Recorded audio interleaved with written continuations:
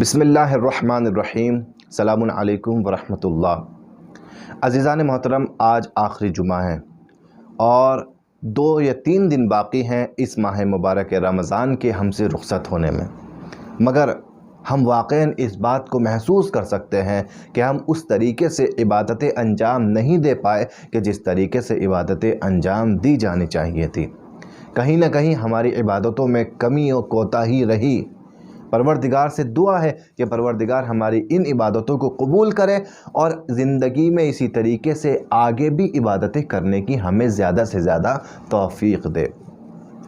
آج کے دن جو آخری جمعہ ہے، جمعۃ الوداع ہے، رمضان کا اہم دن ہے، آج کا ایک دعا وارد ہوئی ہے اور وہ دعا رسول خدا اسی دن یعنی آخری جمعے کے دن اپنے ایک خاص صحابی جابر ابن عبداللہ الانصاری رحمۃ اللہ علیہ کو عطا کرتے ہیں۔ جناب جابر کتنے اہم صحابی ہیں یہ ہمیں اور آپ کو معلوم ہے۔ اتنے اہم ہیں کہ حدیث قصہ جناب جابر ہی سے روایت ہوئی ہے۔ 5 اماموں کی زیارت جناب جابر علیہ السلام نے کی ہے، لہٰذا یہ دعا بھی بہت اہم ہے۔ دعا جو تعلیم دے رہا ہے آخری رسول، وہ بھی بہت زیادہ فضیلتوں کا حامل ہے۔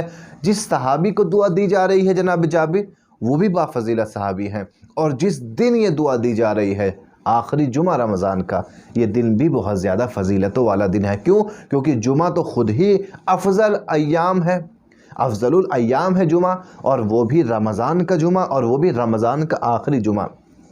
دعا بھی اہم، دعا کو دینے والا بھی اہم، دعا کو لینے والا بھی اہم، اور دعا کو دینے کا اور لینے کا وقت بھی اہم۔ تو اس دعا میں کتنا اہم پیغام پوشیدہ ہوگا۔ ہم آپ کی خدمت میں اس سے پہلے یہ چیز پیش کر چکے ہیں کہ ہر دعا کے اندر کچھ نہ کچھ پیغام انسان کی زندگی کے لیے ہے۔ فقط دعا لقلقۂ زبانی کا نام نہیں ہے کہ ہم نے کچھ جملوں کو عربی میں پڑھ لیا اور وہ کافی ہو گئی، نہیں، بلکہ اس میں ہم اتر کے دیکھیں دعا میں کہ ہم پروردگار عالم سے کیا طلب کر رہے ہیں۔ ہم نے آپ کی خدمت میں عرض کیا تھا کہ افطار کی دعا فقط دعا نہیں ہے، بلکہ 3 اہم پیغام افطار کی دعا میں پوشیدہ ہیں۔ اخلاص کا پیغام ہے، شکر کا پیغام ہے، توکل کا پیغام ہے۔ یعنی افطار کی دعا سے انسان اخلاص سیکھ سکتا ہے، توکل سیکھ سکتا ہے، شکر سیکھ سکتا ہے۔ اسی طریقے سے یہ جو آخری جمعے کی دعا ہے یہ بھی اپنے اندر 3 پیغام رکھتی ہے۔ تو آئیے دیکھتے ہیں کہ اس آخری جمعے کی دعا میں ہم کیا طلب کر رہے ہیں اپنے پروردگار عالم سے۔ بسم اللہ الرحمن الرحیم۔ اللہم لا تجعلہ آخر العہد من صیامنا ایہ۔ پروردگار اس سال کو ہمارے روزوں کا آخری زمانہ قرار نہ دے۔ فَإِن جَعَلْتَهُ فَجْعَلْنِي مَرْحُومًا وَلَا تَجْعَلْنِي مَحْرُومًا۔ اور اگر یہ سال ہمارا آخری سال ہے رمضان کا تو ہمیں مرحوم قرار دے، ہمیں اپنی رحمتوں سے محروم قرار نہ دے۔ یہ دعا بہت ہی خوبصورت دعا ہے، اور اس میں سب سے پہلا پیغام یہ پوشیدہ ہے کہ انسان چاہے جتنا عمل انجام دے، جتنی عبادتیں کرے، جتنی دعائیں مانگے، جتنے سجدے کرے، وہ اعمال اتنی تعداد میں انجام دینے کے بعد بھی یہی تصور کرے کہ میں نے کچھ نہیں انجام دیا، میں کچھ انجام دے ہی نہیں پایا، جتنی بھی عبادتیں تھیں وہ کم تھیں، اس کی عظمتوں کے آگے اور زیادہ عبادتیں ہونی چاہیے تھیں۔ کبھی بھی انسان اپنی عبادتوں پر مغرور نہ ہو جائے کہ میں نے اس سال اتنے روزے رکھ لیے، اس سال اتنے قرآن پڑھ لیے، اس سال اتنی دعائیں کر لی، اس سال اتنی عبادتیں کر لی۔ نہیں، آخر میں کیا کہہ رہے ہیں؟ آخر میں یہ کہہ رہے ہیں پروردگار اس سال کو ہمارے رمضان کا آخری سال قرار نہ دے، یعنی پروردگار اگلے سال بھی کاش ہماری زندگی میں رمضان آئے اور مزید عبادتیں ہم کر پائیں۔ اس میں پہلا سبق یہ ہے کہ انسان کو اپنی عبادتوں میں توقف نہیں کرنا چاہیے، اور یہ نہیں سوچنا چاہیے کہ بہت عبادتیں انجام دے دی، بلکہ یہ تصور ہونا چاہیے کہ جتنی عبادتیں انجام دی تھی کم تھیں، اگلے سال اور انجام دینی ہے۔ اسی لیے تو کہہ رہے ہیں پروردگار سے کہ پروردگار اس رمضان کو ہمارا آخری رمضان قرار نہ دے۔ کیوں؟ کیونکہ اگلے سال رمضان آئے گا تو اور زیادہ عبادتیں انجام دیں گے۔ یہ سبق اگر ہم نے اس دعا سے سیکھ لیا تو جتنا بھی اعمال ہم انجام دیں، جتنے بھی اعمال ہم انجام دیں، وہ تمام اعمال ہمیں مغرور نہیں کریں گے، بلکہ اور زیادہ عمل کرنے کے لیے ہمیں وہ اعمال تشویق کریں گے۔ دوسرا سبق جو اس دعا میں پوشیدہ ہے وہ ہے انسان کی موت کے متعلق انسان کا تسلیم ہو جانا۔ فَإِن جَعَلْتَهُ، اگر یہ رمضان میرا آخری رمضان ہے، یعنی ہم ایک طرف دعا مانگ رہے ہیں کہ پروردگار اگلے سال تک ہمیں زندہ رکھ، اگلا رمضان بھی ہمیں نصیب کر، لیکن اس کے باوجود بھی یہ دعا ہمیں سکھا رہی ہے کہ انسان کو پھر بھی موت کے لیے آمادہ رہنا چاہیے، تیار رہنا چاہیے۔ کیوں؟ کیونکہ موت کبھی بھی آ سکتی ہے۔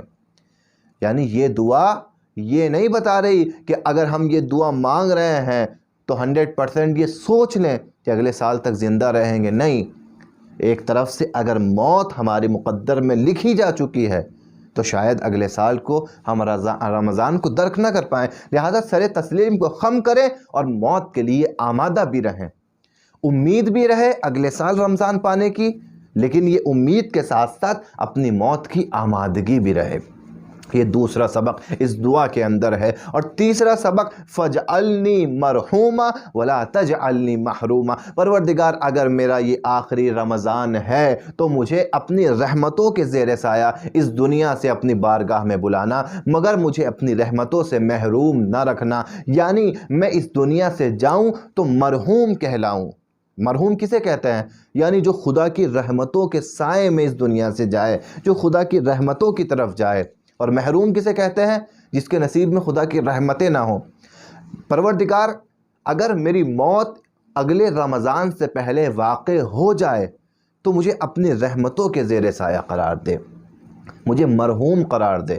یعنی انسان کو خاتمہ بالخیر کی فکر کرنی چاہیے کہ انسان کا جب بھی خاتمہ ہو، جب بھی موت اس کو آئے تو وہ رحمت پروردگار کے زیر سایہ زندگی گزار رہا ہو۔ یہ مہینہ رحمتوں والا تھا، ہم سب کے سروں پر اللہ کی رحمتیں ہیں، برکتیں ہیں، اللہ ہم پر مہربان ہیں، ہم طرح طرح سے اللہ کی رحمتوں سے گھرے ہوئے ہیں۔ جو قرآن پڑھ رہا ہے اس پر خدا کی رحمت ہے، جو نماز شب پڑھ رہا ہے اس پر خدا کی رحمت ہے، یعنی ہر بندے پہ خدا کی رحمت ہے۔ اب اس رمضان کے بعد اس بندے کی ذمہ داری ہے کہ کتنے وقت تک اپنے آپ کو رحمتوں کے زیر سایہ رکھ سکتا ہے، کتنے وقت تک رکھ سکتا ہے۔ کہیں ایسا تو نہیں کہ رمضان میں رحمتوں کے زیر سایہ آ گیا ہو اور عید کے دن پھر رحمتوں سے نکل جائے، پھر کسی اور دنیاوی مصروفیت کی طرف چلا جائے، یا پھر نہیں، رحمتوں کے درمیان آ چکا ہے، رحمتوں کے زیر سایہ آ چکا ہے، مگر اب ہمیشہ رحمتوں کے زیر سایہ رہے گا۔ بالکل ایسے ہی کہ جیسے آپ چھتری کے انتظار میں ہیں، بارش میں بھیگ رہے ہیں اور آپ کو ضرورت ہے ایک چھتری کی کہ کوئی آئے اور آپ کو بارش سے بچائے، اور اسی اثنا میں آپ کو ایک دوست دکھائی دیا، آپ کے دل میں امید جگی کہ اب میرا دوست چھتری لے کر آ رہا ہے، اب میں بارش میں نہیں بھیگوں گا، اور آپ کے اوپر آپ کے دوست نے چھتری کا سایہ کر دیا۔ عزیزان محترم، مگر آپ کو یہ چھتری اسی وقت تک فائدہ پہنچائے گی جب تک خود آپ اس چھتری سے نکل نہ جائیں، لیکن اگر آپ اس چھتری سے خود بخود باہر نکل گئے تو پھر اس چھتری کا کوئی فائدہ نہیں۔ وہ دوست تو آیا تھا آپ کے لیے چھتری لے کر، مگر قصور آپ کا تھا کہ آپ خود اس چھتری سے باہر نکل گئے۔ خدا نے تو اس رمضان میں رحمتیں ہمارے سروں پر سایہ فگن کر دی تھی، مگر اب قصور ہمارا ہے اگر رمضان کے بعد ہم خود بخود گناہوں کی طرف بڑھ کر ان رحمتوں سے باہر نکل جائیں۔ کتنا عظیم درس اس دعا میں پوشیدہ ہے۔ یوں ہی نہیں جناب جابر کو رسول نے یہ دعا دی ہے، بلکہ اس دعا کے ساتھ 3 درس دیے ہیں۔ پہلا درس اپنے عمل کو کم سمجھنا اور آنے والی زندگی میں اور زیادہ عمل کرنے کی امید رکھنا۔ دوسرا درس موت کے لیے ہمیشہ تیار رہنا، اور تیسرا درس ہمیشہ ایسی زندگی گزارنا کہ رحمت پروردگار تمہارے شامل حال رہے اور تمہارا خاتمہ بخیر ہو۔ اور پھر فرمایا اگر اس طریقے سے کوئی اس دعا کو پڑھتا ہے تو یا تو پروردگار اسے زندگی دے گا کہ اگلے سال تک رمضان کو درک کرے، اور یا پھر اگر زندگی اس کی ختم ہو چکی ہوگی اور اس کی موت لکھی جا چکی ہوگی تو پروردگار اس کو اپنی رحمتوں کے زیر سایہ قرار دے گا۔ ہماری ذمہ داری ہے ہم اپنے فریضے کو ادا کریں، خدا اپنے فریضے کو ادا کرے گا۔ خدا نے جو رحمتیں ہمارے لیے مخصوص کی ہیں وہ رحمتیں ہم پر عطا کرے گا، لیکن ہمیں اپنے فریضے کو انجام دینا ہے۔ کتب علی نفسہ الرحمہ، اس نے اپنے اوپر رحمت کو لکھ لیا ہے، وہ اپنے بندوں پر رحم کرے گا، مگر ہم خود ایسا عمل نہ کریں کہ اس کی رحمت غضب میں بدل جائے اور ہم اس کی رحمتوں کے سائے سے باہر نکل جائے۔